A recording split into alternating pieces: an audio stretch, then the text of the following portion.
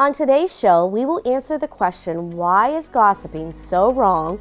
And then later we will have entrepreneur Jamie Stumph join us.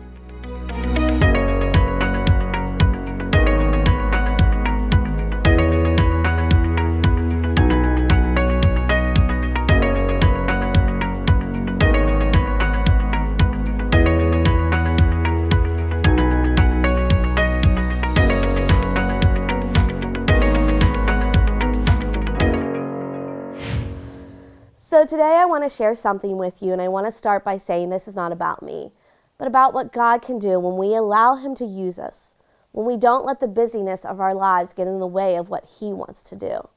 Sometimes I want to share stories, but they will often come from my life experiences, and I just want to make sure people understand this is never about me, but always about Him and how He works in my life. And believe me, I am a work in progress. Months ago, I had someone contact me and ask me if I could reach out to a friend of theirs whose son was in a very bad car accident. They actually said he may not walk again. Now, I did not know this lady, but I said I could do that for her. So I called the lady and I spent some time talking to her and just praying with her. And then I even got to connect with her at our church, and thankfully her son did walk again. Now, months later, she tells me how much this meant to her and how she had told herself that when she left the hospital that night, she was going to have a drink. You see, she had been sober for a while, but in that moment, she almost gave all that up, except for the fact that someone she didn't know was willing to call, talk, and pray with her. And she did not have a drink that night. I had no idea she had these thoughts that night or how much the call meant to her. And I say all this to say we may never know what a call does for someone, what a text may do, or how even grabbing coffee with someone might just change the course they are on. Let's not get so caught up in our lives that we don't have time for things like this. Now listen, I've absolutely missed these opportunities, and I need to do better. We may be that one voice, though, that keeps them going. We may be that encouragement that was needed just for that day. I'm so thankful she told me what that call did for her because I had no clue, and it truly encouraged me to do more and to be better, to listen, to take time out for others, because people matter. May we do better showing them that they truly do matter. Find ways that you can reach out and be that for someone, and can I even say, God may place a specific person on your heart to reach out to, so make sure you're listening and then being obedient.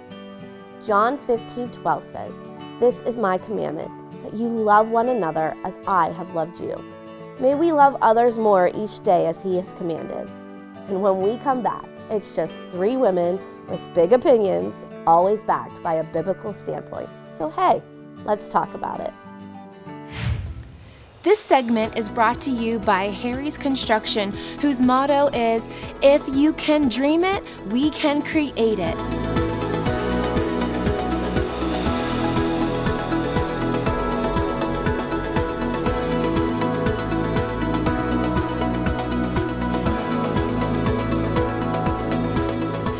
They are the kitchen and bath design experts, so call Harry's Construction for all your remodeling needs. When it's time for a new roof, Champion Roofing is your best choice. We're a certified award-winning roofing contractor, meaning your roof is done right the first time. Call today. Champion Roofing, we're the solution. Welcome back to Let's Talk About It. Today, we're going to get into a topic that's a little uncomfortable. Touchy. Yes, Yeah. it can Touchy. be a little touchy, but it's important that we talk about, and that is gossiping. Gossiping is big in the church, out of the church, everywhere, right, ladies? We Right. see it all the time. And let me. Men and women. Oh yes, Men and women. It's absolutely. not just one gender. We're not Yes. sitting here on Yep. a Yep. high horse about it. No. Yes, that's right. Let me start out with the verse. Proverbs 11:13 says, "A gossip betrays a confidence, but a trustworthy person keeps a secret." I had that very scripture. Do you? I do. So, I was looking up a little bit about gossiping, and one of the things that they say is the root cause actually is jealousy. I was thinking about that, and I'm like, yeah. Interesting. I also think that gossip doesn't necessarily mean saying bad things about someone. Oh. Like I can tell somebody something like, hey, this is really great, but don't say anything right now. Just, Yes. and then somebody says something about it. It doesn't necessarily mean a derogatory thing. It's just telling something that you were asked not to tell. Right. And I have a definition. I'm a definition type of gal. I like to know what is something. What really is that word? Unconstrained conversation. It can be casual or unconstrained, typically involving details that are not confirmed as being true. And I kind of was like, I don't know if Unconstrained. and not being true, because I think we do gossip about things that we Are know with all our heart are true, but we Right. don't need to be spreading it, you know. Right. Right. So I was Yeah. like, I don't know how I felt I about mean, that. just actually recently in my own life, someone was talking to me about something in their life, and it was hard stuff, you know. And I said to her, I'm going to pray for you. I'm going to check back with you. I did both of those things. Well, a couple of Sundays later, she said to me, I need to talk to you. And she said, you said something about what I told you. And I said, yes, I did, to her good friend. I was not even thinking about it being gossip, but it definitely was. And I said to her, I am sorry. I did not intentionally betray your confidence. I just was going over with your friend things that you had told me, and I'm sorry. And I really got checked. And I think we need to not, when somebody calls us on it, pardon me, we don't need to get defensive, because bingo, right there, that's a sign that we're guilty. Own your words. That's right. Own your words. Absolutely, own your words. That's right, Teresa. Yeah, because sometimes I will talk about someone to someone that I don't feel I'm gossiping, because I would say it to their face.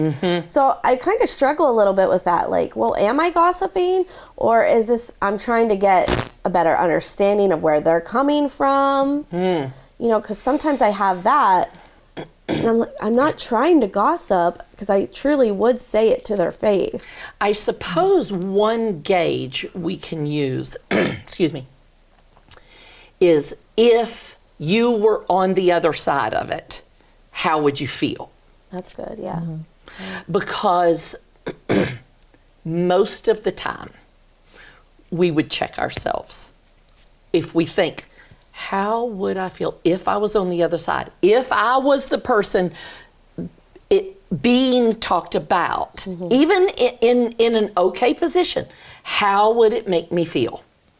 I think too, when you and I have a conversation and it could be totally legit, and then it goes from one more person and one more person, then all of a sudden what started out as truth has been circulated through a gossip train, whether we want to view it as that or not. And it's just like the game we've played all our lives as little kids, when you start and you say a sentence and it goes through 15 people, and by the time it comes to the end, it's not even close to what the first sentence was. That's right. And that's the problem. Yeah. And then at the other end of all of that is somebody who is hurt because what started out as truth, and probably that person could take the truth, but now the truth isn't the truth anymore. And I liked what you said, like if they come to you and it hurt them, regardless of what you thought. Doesn't matter. Right. That's right. It matters what they thought. That's exactly right. And so we've got to restore that relationship. That's right. And I do think after that, boy, it takes time, because you have broken a trust with that person, regardless of what your intention was. Right. It broke a trust with that person. And that's why I think, for me, if I'm talking to Teresa and I'm going to say something about you, I need to check myself. Yeah. Because if I were you, would I want to just be talked about? Good, bad, or indifferent? Do I want to be the subject of someone else's conversations? Right. And I think it does take some practice to It does. It does. Because even when I gave this as our word to talk about, then I thought about it more and I worked on it more. But then, you know, what's going to happen a month from now when it's not so at the forefront of my mind? So it has to be something that we constantly are thinking, okay, what words am I using here? How would this affect somebody? So it is like a constant, like, just mindset of like, what's James talks about the tongue, and we need to learn to drive our ship using the sure. rudder, and we need to do it correctly. If a sailor ever ignores the rudder, his ship is going to go somewhere else. If we ignore our tongues, it is going to go somewhere it shouldn't be. Right. We are going to be saying things we shouldn't be saying Yeah. if we are not constant in Right. that. Even talking, like, just renewing our mind. The Bible talks about renew the tongue. That's right. You know, Yes, yes. what's coming That's out right. of that mouth of yours. And especially in the church, we have to even be, because not that it's right outside of the church, but you maybe more can expect that, you know, they're not living a Christian life, so they're making bad choices. But as Christians, we need to be careful of what we're saying, how people react to the things that we are saying. What does it do to their feelings? And we have to be at a higher level. Not that we're perfect, not that we always get it right, but as No. Christians, practicing how to speak truth and love and kindness. And I think it is so rampant in the church because I need you to pray about something. Yeah. Oh, well, that's, yeah. We cloak things in a religiosity that is ridiculous. Yeah. It's a lie, is what it is. Right. Because if I am saying, Teresa, I need you to pray about something for Kelly, that's not my place. Right. If you are in the conversation, yes. Right. Yes. But we have got to be careful with each other. Yeah. We've got to be careful. Right. And especially we want, you know, I know in our positions, we want women to be able to come and talk to us and trust us with things that That's are right. going on in their lives. So if we're constantly telling other people, Yeah. oh, pray for the, you know, man, I trusted her. And then we've That's right. broken something. That's right. Right. And then they have nowhere to go. Right. And we don't want that. We don't want that in the church. We No. want this to be a safe place. That's right. A safe place. That's exactly that they know right. that you're the one that they can go to. Because also, we don't know what has happened in their past lives to even cause some major absolutely. trust issues. So we need to be that for people. Absolutely. And if you have taken me into confidence about something, I can come to you and say, listen, Teresa is a prayer warrior. Let's talk to her about this. Let's bring her in on this. Now, we don't like doing that. It doesn't make us feel as important. And oh my gosh, the feeling important is dangerous. Yes. Dangerous. So we've just hit the tip of this today, ladies. But I encourage you to practice and be more careful about the things that are coming out of your mouth and how they affect others. When we come back, we'll have our guest of the day. New Life Worship Center's tax ministry is in their 13th year of serving. This is an organization who will do your taxes, and they only ask for a $30 donation to benefit local charities. They will e-file federal and state returns and complete local returns for you to mail in. They can handle everything from basic family returns to rentals and property returns. Contact New Life Worship Center's tax team on Facebook or by calling them today.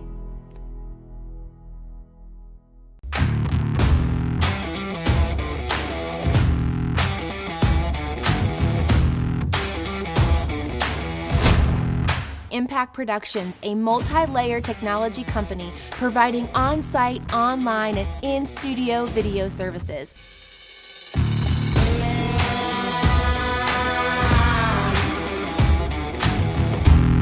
Contact Impact Productions to capture your story. Welcome back to Let's Talk About It. And on today's show, we have a guest with us that, man, is her life busy. When I spent some time talking to her, Jamie Stumph.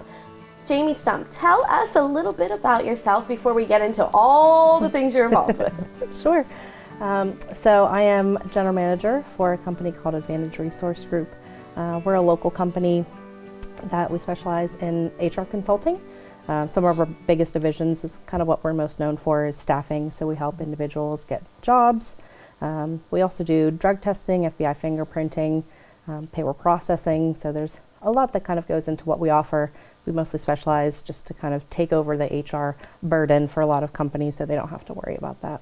I think that's really cool. So with your business, do people get connected with you that are looking for a job? Yes, absolutely. So we kind of see it from both ends. So employers will reach out to us anytime they have needs, and we'll make that connection then with anybody that's looking for a job. So we kind of say the reason why we exist and we do what we do. So let's say you're looking for a job. We have access to then, 30 to 40 companies that we might be able to place you with, whereas you doing that on your own is going to take forever to try and go out, see who's hiring, complete the application process for them, and vice versa for the employers. It makes it a lot easier on them because it's a wide pool of people. Now, are they temporary jobs that can turn into full-time permanent jobs? We do anything from temporary. There are some positions that are maybe even just, a 4-day. If there's an event in town, we'll help staff for that. But we staff anything up to direct placement. So we also deal with some engineering firms, some executive placement for companies. So it's really a wide range as far as what we do.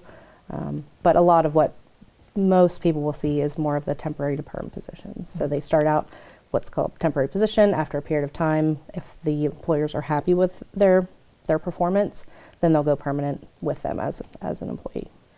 Now, in today's whatever market, I don't know what you call it, but is there a lot of job opportunities available? Because I feel like since COVID that there's a lot of job opportunities. There's a lot. A lot of it just because the industries have changed. So companies are seeing different positions that they might need that they might not have needed before. A lot of people retired due to COVID, so that left a lot of openings as well. And just, mobility, so people are changing jobs more frequently. Remote job opportunities are taking a lot of workers away as well. So there's just kind of a lot of moving parts. So there's always openings, anything from janitorial up to, like I said, engineering even. So if people need a job, they're out there. It's out there, yes, for sure, yeah. Now, I spent some time talking with her prior to the show, and she's a young lady who has a little girl that's not even how much? She just turned 9 months yesterday. 9 months? So, yes. What's her name? Adeline. Oh, that's nice. Isn't it beautiful? I love Nice. Yes, I do too. Yeah. And as I was talking to her, I was like, tell me some things that you're involved with. Well, let's just hear some of the things that she's involved with. She's a Young Entrepreneurs Academy, part of that. She's going to talk about what that is. She is part of a committee chair on the Basics program. And she is she's part of the National Independent Staffing Association, plus her job. Okay, Well, plus she's a mom. Plus she's a mom. A wife. yeah. You come to church. Yeah. Right. Wow. She's got a lot on her plate. And I Yes. love that because I want women to know we can do a lot. Yeah. We can do it all, Yeah, right? yes, And yes, we don't have to say, well, I can only be a mom, or I can, God opens doors and He makes it work, absolutely. right? Absolutely. So, and she won an award for this Chamber Spirit Award. So this girl is on fire. Congratulations. Thank you. That's a Thank big deal. you. It is, Congratulations. It is really cool. It's very special. One thing I want to hit on, though, that you talked about was the Young Entrepreneurs Academy that you do. This is a really great program. Tell people what that is. Yeah, so basically the program is for students who are middle and high school, that they can come to this course. It starts in the fall, runs through the spring, and they actually start their own business. So we walk them through the whole process of creating a business plan. They have to create marketing plans. With young kids. I mean, middle school. Yeah. Wow. Yep. I've had as young as a 7th grader that's Wow. attended. So it's great. And we bring in different business leaders in the community to talk with them about accounting practices, about licenses that they might need for their businesses. We actually go out and visit different businesses as well to see how they work, how they operate. And towards the end of the program, have you ever seen Shark Tank? Yes. So there's actually something similar to the Shark Tank. It's called Investors Panel.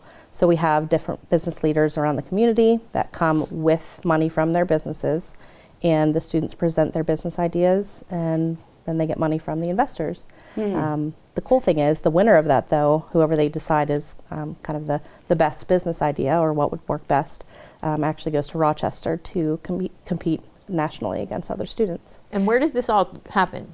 So it's based through the chamber, but our classes are actually downtown in the Sheets Entrepreneurial Center. Oh, okay. And then, like I said, we go visit different businesses around the community. But that's kind of our home base. If you How do look you at it. choose your students that are in How the do they get program? connected? Sure. So they actually, there's an application process Okay. That's submitted to the chamber, and there's a whole committee that selects. They learn about it through school? Yep. Okay. Yeah, there's an individual from, he's actually the program director, Tim Gilday, oversees the program itself. Yeah, and he's fantastic, does great with the program. He goes into the schools, meets with them. Sometimes he does presentations for them. Sometimes someone from the school will give the presentation. And then they apply, and like I said, there's a selection committee. So usually the students have to come in. There's actually an interview process that they have. They have to say what their potential business idea is. So they have to have an idea for a business before they get into the program? It's best, yes. We have Okay. had some that come into it not quite sure, so sometimes they might have a couple of different ideas, Okay. or sometimes they just don't at all, but they're just very passionate about wanting to be part of the program. But the majority of them do have some Okay. type of business idea. Now, a lot of times that will change by the time we get even to like week 2 or 3, but yeah, so usually they do have some kind of concept. I think that is just such a neat idea. I do too. It is. Getting these younger people involved and using their minds to come up with things, because we see a lot of just kids not knowing where to go, what to do, and this is a great opportunity for them to like focus in on something. And one thing I even said to Kelly was, a lot of these students aren't going to continue with this business idea after the end of the program. Some of them do, but we just feel as though it sets them up to be a better employee even once they get out into the workforce, because they get to see a lot of kind of the back office type of things. They get to see the ins and outs and understand, okay, well, maybe an employer's making this type of decision. It might be because of these things. Right. So it just gives them more of that critical thinking as an employee. Now, Jamie, as a successful, I would call you a businesswoman. Yes. Clearly. I mean, do you find the opportunities are the same for you being a woman in this in That's a great business? question. Because years ago, you would Sure. definitely say no. But have we progressed? I would say yes, but I don't know that my experience would necessarily be the same as everybody else's. Right. Coming from a family business, my mother, really spearheaded a lot of efforts for women in this community and business. Back when it wasn't, When it wasn't. when it was harder. Sure. Your mom did that. Right. Even whenever she first went to get a loan to start her business, the banker was like, well, we'll just wait for your husband to get here. And she's like, no, this is my business loan. Yeah. Did you really say They that? did. They Isn't did. that incredible? Yes. Yeah. So I'm so glad I asked that. So I think that's why my experience is a little bit different, because I've just always known it to be where if we want to do it, we're going to do it. And I haven't necessarily seen kind of the other side where there's been kind of disparities between women and men in certain situations. So I've been very blessed with that. I've always been very active and very, I try to be part of, as Kelly said, committees and different associations. So I just kind of force my way into things. I love that. Yeah. Well, and it is your personality is friendly, and therefore you engage people, and people want to be engaged with you. Right. Same as your mom. Yeah. When you do that with people, they want you to be part of. Sure. They want to be part of your business or your venture, whatever that happens to be, male or female. And I think I've just always been used to sometimes being the only female in a lot of business situations. Many of the boards that I've sat on, I've been the only female for a period of time. If ever, I've been the only female. I'm part of a local group of business leaders. We just get together monthly to meet about business things, personal things, whatnot. And we've been together 8 years. I've been the only female the whole time. And they've asked me time and time again, they're like, do you want us to bring in another female? I'm like, I don't care. It does not bother me. Good for you. Good. I Yeah. mean, that's your not own. something that I necessarily feel as though I need. So, Well, thank you so much for coming and just sharing how a businesswoman can do it. Yes. With everything on your plate, you're doing it, and I love that, and I want other women to know you can do it too.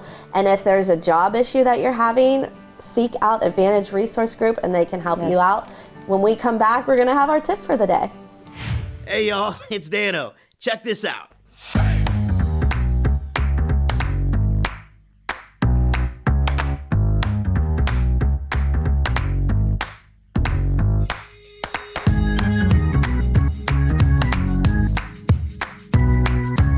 Hey, we got some exciting news. Dano on the Counter, Season 2 on Fox 8 at 8 a.m. Make sure you check it out. Today's tip is more of a suggestion. We have a lot of small businesses in our area, and I know they would love and appreciate our support, especially in today's economy. I know sometimes it doesn't always work out, or maybe they don't have what we are looking for, but if they do, it would be wonderful to support them if possible. There's a few small businesses that I would like to highlight throughout these next months because supporting this area is so very important. Today, I want to share some beautiful things with you from my friend Sarah Vogel's jewelry collection. Now, we had Sarah Vogel on one of our episodes just recently, and she talked about how she owns the Clay Cup, a coffee shop in the area that I do highly recommend trying out. But today, I just want to focus on the jewelry part. And can I first just say, this girl is so incredibly talented. First, the coffee shop with all the yummy coffees. Then she has this amazing artwork that she's done. Maybe you've seen it on the Sheets trucks or in her children's book. My goodness, what talent she has. But let's get to the jewelry. I want to share a few pieces with you that she's given me. So she has these cute little Valentine heart earrings. She's doing a theme right now on Valentine's Day because we're coming up close to that holiday. She has little ones that look like cookies. She has these chocolate covered strawberries. How cute are these girls? And then these I'm gonna probably have to buy off of her. She has little Starbucks coffee cups with donuts. And if anybody knows me, they know I love a good donut. So how about get the earring too? Now she's changing depending on what the holiday is. She'll do new things like she's coming up with St. Patrick's Day stuff too right now. Another thing she does besides the earrings is she has these beautiful bracelets. This one says love and has a little dangly heart on it. And this one says so sweet and has a little strawberry at the end of it. She is coming up with new things constantly, with new and fresh ideas. This jewelry is made very well and it's very fun. So if you would be interested in supporting her small business, you can go to her Etsy site at sarahvogelart.etsy.com, or you can follow her on Facebook or Instagram at Sarah Vogel. Now, she's even started having these pop-up shops out of the clay cup, so that would be another opportunity to see what she has for that month. She's always making new things, so you got to make sure you're keeping up with her. One other thing she does that I love is she puts out these small videos of her making the jewelry. And there's just something very relaxing about these videos and maybe even a little bit therapeutic. So I encourage you to catch those videos and support this small business. And if you have a small business in the area, let us know on our Facebook page because we would love to support you too. Well, until next time, let's talk about it.